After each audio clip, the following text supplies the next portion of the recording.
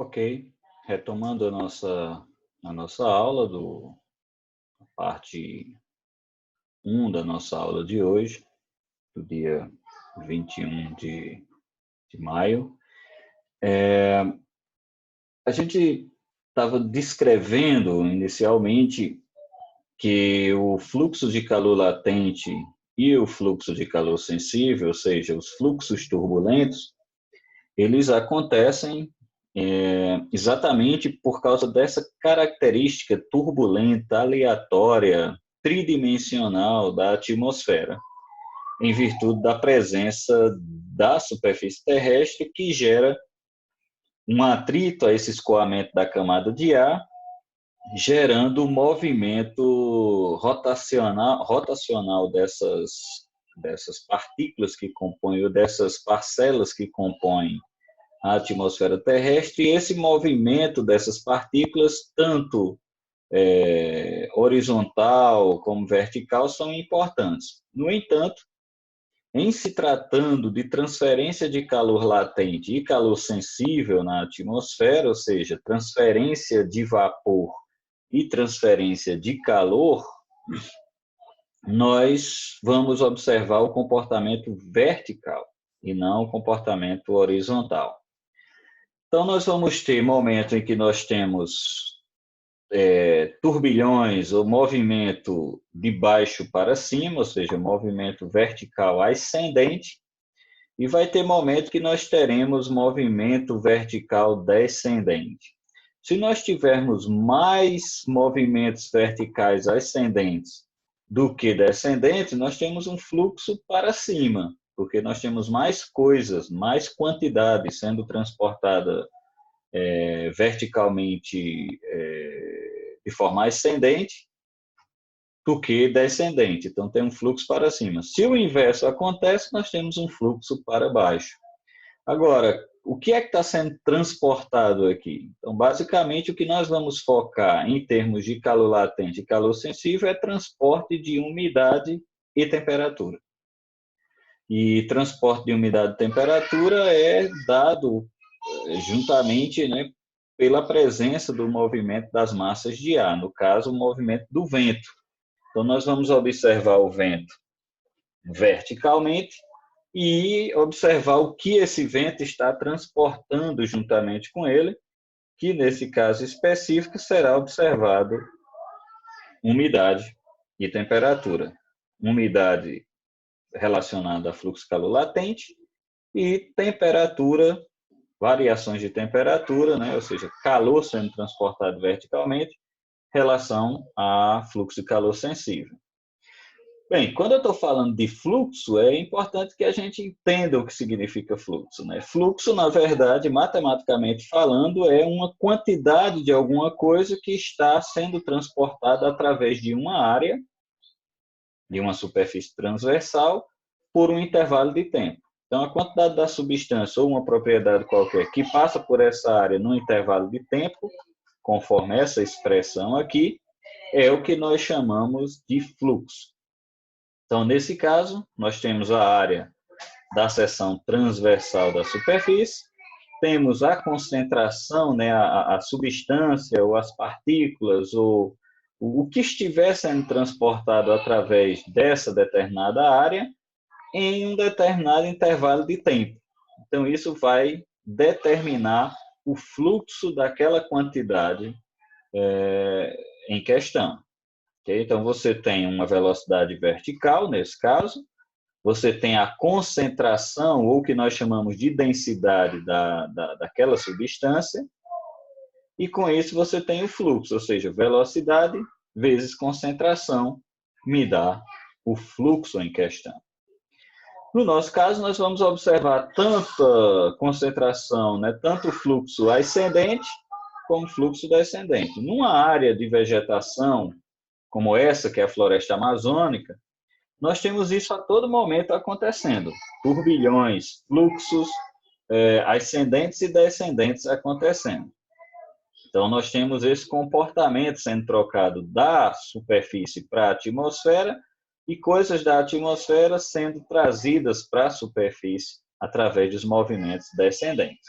E o fluxo, nesse caso, ele é obtido mediante a concentração, aliás, a velocidade vertical do vento e a concentração do que está sendo transportado. Se for vapor de água, é a concentração do vapor de água. Se for metano, é a concentração de metano. Se for óxido nitroso, e assim sucessivamente. Então, nesse caso, e no caso, se for temperatura, o que está sendo transportado aqui, seja energia de forma calorífica, né, transporte de calor, nesse caso, você tem fluxo de calor, e do caso específico da mudança de temperatura, fluxo de calor sensível. Se for, no caso, mudança de umidade, fluxo de calor latente. E assim sucessivamente. Então, do ponto de vista de obtenção dessas informações, é necessário que você tenha o entendimento de como se obter essas variáveis, ou seja, tanto o fluxo de calor sensível como o fluxo de calor latente. Vamos lembrar que fluxos eles podem ser medidos por essa média espacial e temporal do produto da velocidade vertical do vento pela propriedade de interesse. Então, a média espacial e temporal desse produto, né, da velocidade vertical e a propriedade de interesse, que foi o que nós vimos aqui, velocidade vertical do vento, a concentração do que a gente está observando, essa propriedade, a densidade dessa propriedade, e essa média espacial e temporal desse produto vai nos dar a informação que nós estamos buscando. Então, imagine aqui que nós temos as medidas da temperatura e temos as medidas da velocidade vertical do vento. E essas medidas foram tomadas próximas à superfície terrestre. E aí a gente pode obter o fluxo vertical de calor sensível de um determinado tempo médio através desse produto da velocidade vertical do vento e da temperatura, simplesmente multiplicando um pelo outro e associando a características do ar em questão. No caso, o calor específico do ar e a densidade média do ar. Então, densidade média do ar, calor específico do ar, vezes essa concentração, esse fluxo, essa média do produto entre a velocidade vertical e a temperatura, nós teremos o fluxo de calor sensível, no caso, o fluxo de calor sensível ascendente, que é esse calor, essa quantidade de energia que está sendo transportada verticalmente para alterar a temperatura da atmosfera. E para essas estimativas, lógico, isso não é fácil, né? Requer toda uma técnica. É necessário que você tenha as medições de temperatura e de vento sendo tomadas, né? Essas medições elas precisam ser obtidas no intervalo de tempo suficiente, com uma frequência tal que a gente possa identificar as flutuações turbulentas que vão estar produzindo esse transporte vertical. Agora, o grande detalhe dessa metodologia ou dessa forma de obtenção é que os fluxos turbulentos ou as flutuações turbulentas que acontecem na atmosfera, elas são extremamente rápidas. E a frequência de medidas deve ser superior a 1 segundo, bem superior a 1 segundo.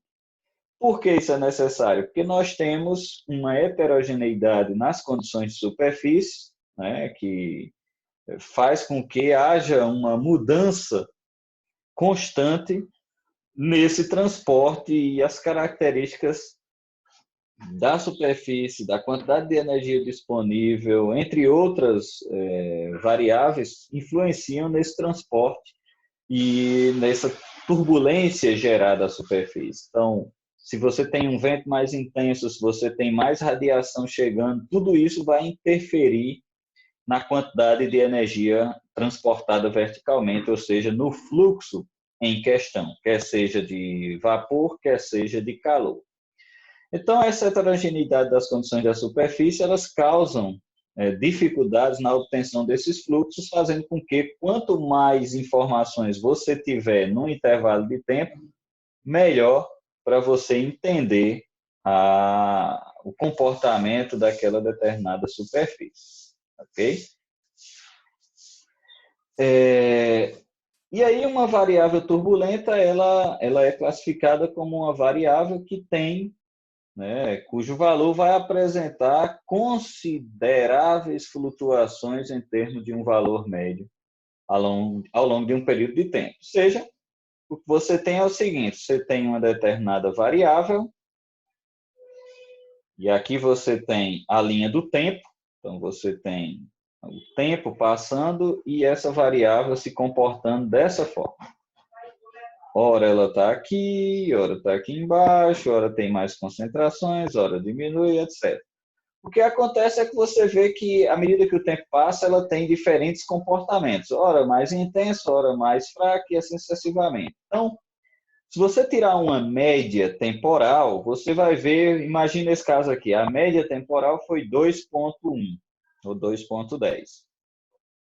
Mas teve um momento em que você teve valores superiores a isso e valores inferiores a esse termo. Por isso que nós estamos falando de valor médio. A média foi 2,1.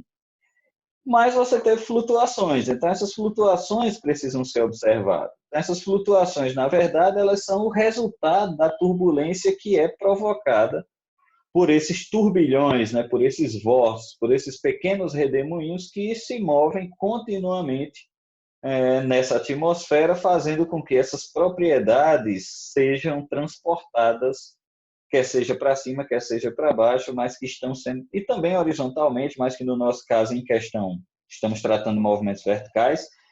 Então, para você pensar no transporte vertical de uma determinada grandeza, você precisa observar não só o valor médio, mas também as turbulências ou as flutuações no entorno desse valor médio. Então, na verdade, o valor dessa variável turbulenta, que nós vamos chamar de S, ele é constituído por uma parte média mais aquela parte que flutua em torno da média.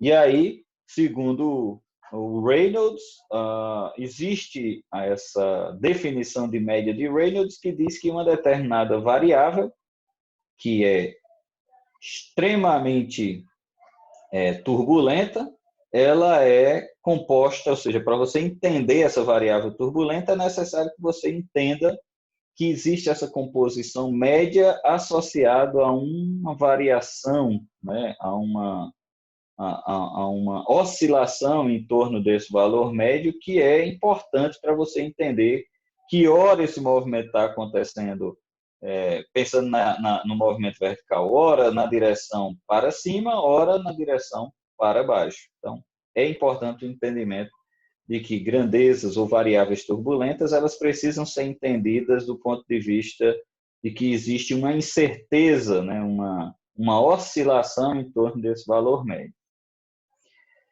E aí a média de Reynolds diz exatamente isso, né? Você tem uma variável e seu comportamento ao longo do tempo, ela vai ter um valor médio, mas em torno desse valor médio tem sempre uma flutuação.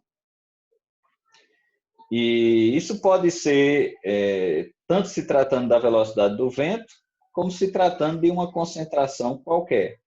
E é importante lembrar que quanto mais turbulenta for a atmosfera, mais eficaz ela será para transportar concentrações através dela. Então, veja que quanto mais a atmosfera vai ficando turbulenta, ou seja, o movimento vertical vai ficando mais intenso, mais você tem transporte dessa concentração acontecendo. Ou seja, o transporte vai sendo intensificado à medida que o movimento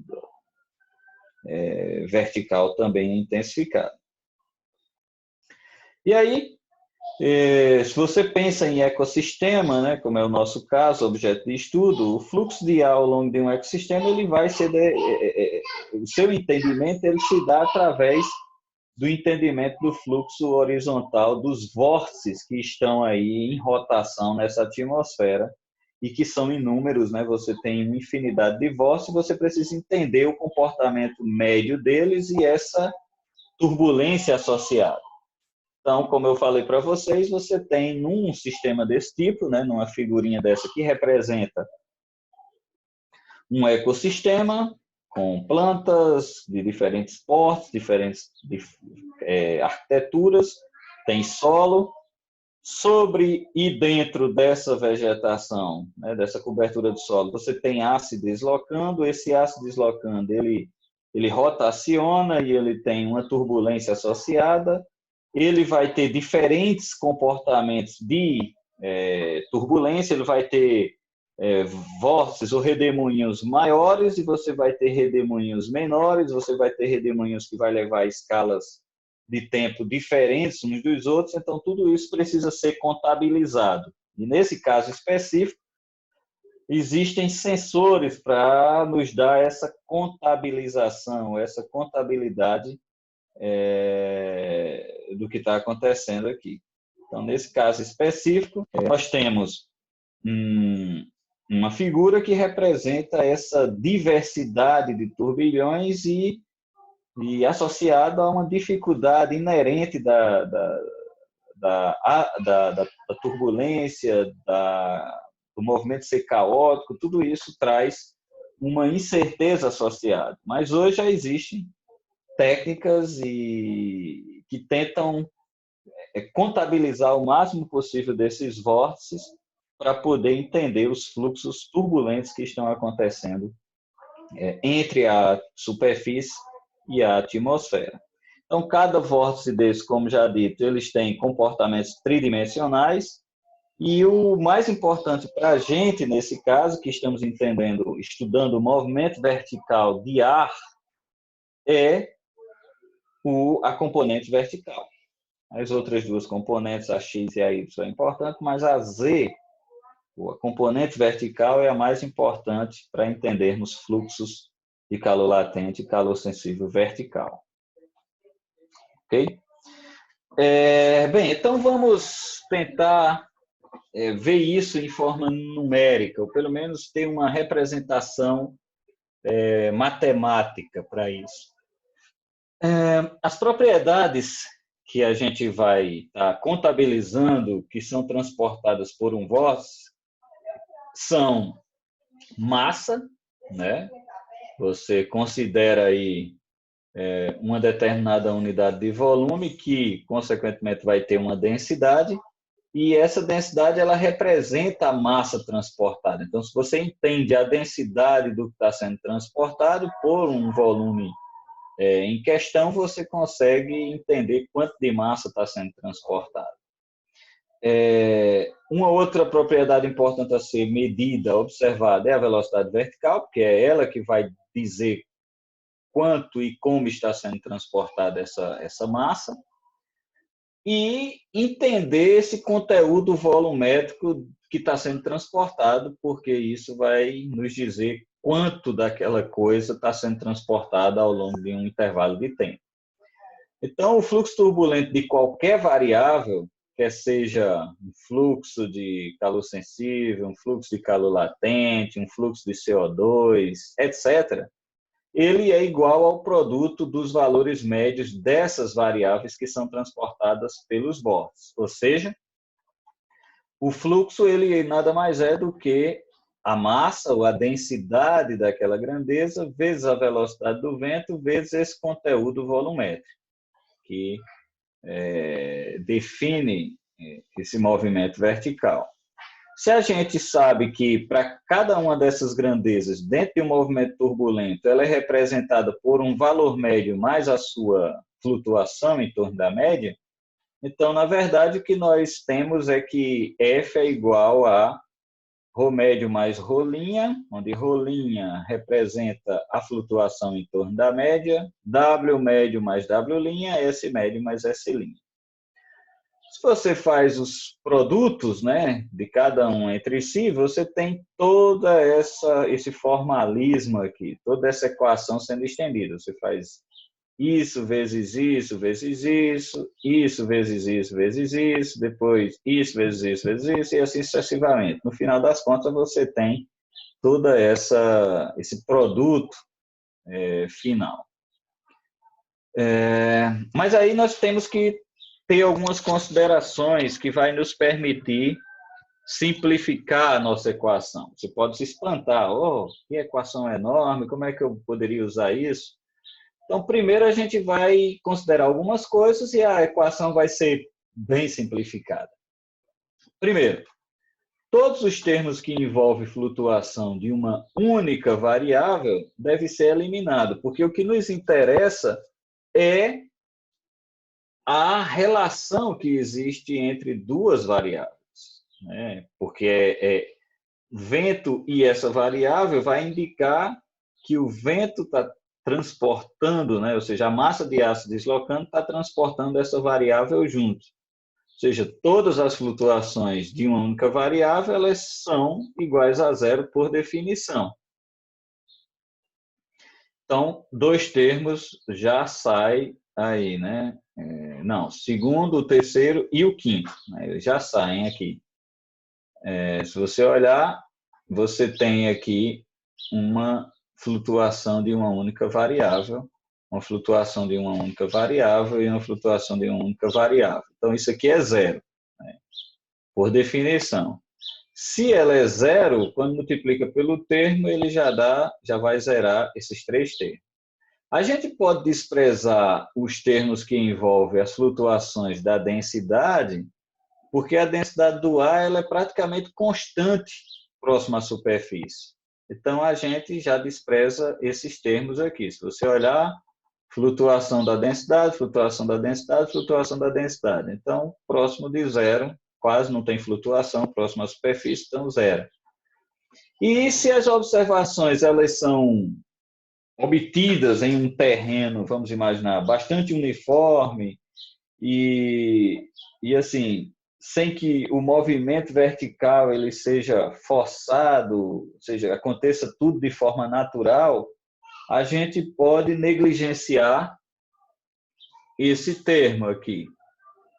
Por quê? Porque ele, se você pega só os termos de média, se você não tem uniforme, aliás, se você tem uma situação em que você tem uniformidade, em que você não vai ter essa surpresa, vamos assim dizer, de um movimento vertical forçado acontecendo em algum ponto, os termos que se traduz somente como a média não interessa, porque os termos da média eles não vão representar a turbulência, eles não vão representar a situação em que você vai poder definir se está tendo movimento para cima ou para baixo, que é exatamente a flutuação que nos dá essa informação.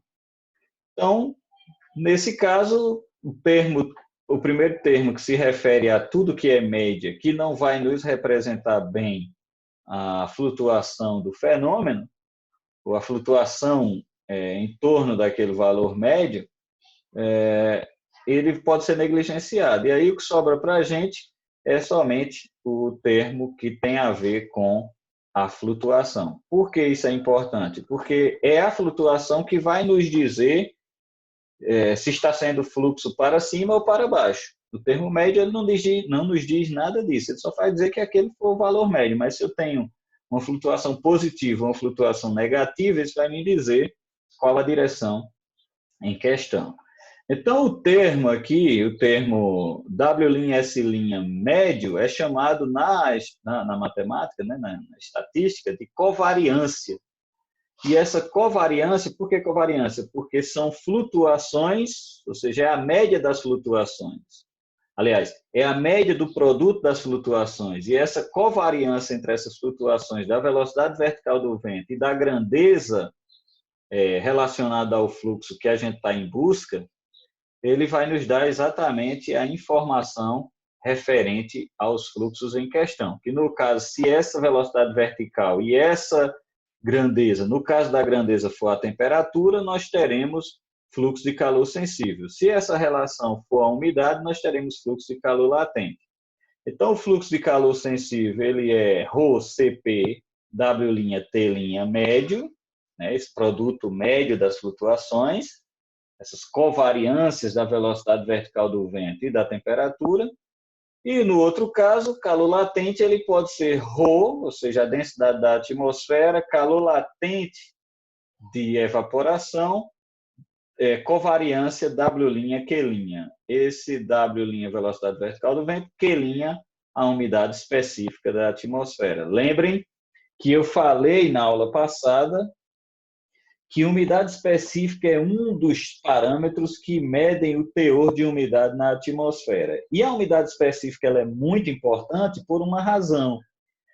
A depender do nível que você está pegando, aliás, ela independe do nível que você está pegando da atmosfera. Isso quer dizer que se você está próximo da superfície, você está a 10 metros, você está a 30 metros da superfície, a umidade específica naquela atmosfera ela não muda simplesmente porque você mudou a posição. Ou seja, a umidade específica ela permanece sendo uma variável, um parâmetro que identifica bem o teor de umidade da atmosfera e não é influenciado pela mudança do volume daquela atmosfera. Então, isso é importante. Por isso que a umidade específica é a grandeza utilizada para a estimativa dessa variação do fluxo de calor latente ou desse fluxo de calor latente na atmosfera. E, com isso, a gente tem os dois parâmetros, né, os dois fluxos que a gente estava em busca e como calcular, que é o fluxo calor sensível, que é transporte de calor para mudar a temperatura da atmosfera, e o fluxo de calor latente, que é transporte de vapor, que faz com que você tenha a umidade dessa atmosfera sendo alterada ao longo de um determinado intervalo de tempo em virtude desse transporte turbulento. Ok? Então, aqui nós temos um exemplo dessas informações, como é que essas informações são dispostas. Isso aqui são dados medidos. Aqui nós temos a velocidade vertical do vento. Veja que você tem hora que a velocidade é positiva, isso indica que a velocidade é para cima, hora que a velocidade vertical é negativa, indicando que os fluxos estão sendo trazidos para baixo, mas em torno da média, se você calcular a média, você vai ver que esse valor dá movimento vertical para cima. A depender da hora do dia, pode ser para baixo. E aqui você tem as flutuações da temperatura também. Ora a temperatura é maior, ora a temperatura é menor, e associando essas duas variáveis, ou seja, a covariância dessas flutuações, vai nos dizer se esse transporte está sendo para cima, ou seja, se a superfície está cedendo calor para a atmosfera, ou o inverso, ou seja, para baixo, quando a atmosfera cede calor para a superfície. E aqui é quanto de calor está sendo transportado através do tempo. Isso é acumulativo, mostrando que está sendo transportado calor à medida que o tempo passa da superfície para a atmosfera. Ok? E aqui nós temos essa interação biosfera-atmosfera, né, em que nós temos, essa interação biosfera-atmosfera, em que nós temos aqui, nesse intervalo, acontecendo, nessa interface, acontecendo o transporte, né, de vapor e calor da superfície para a atmosfera e da atmosfera para a superfície. Então, essa interação solo, planta, atmosfera, ela daqui, da superfície do dossel da vegetação e da superfície terrestre para a atmosfera, tanto calor como umidade é transportado mediante esses dois parâmetros, né, que é fluxo de calor latente e fluxo de calor sensível.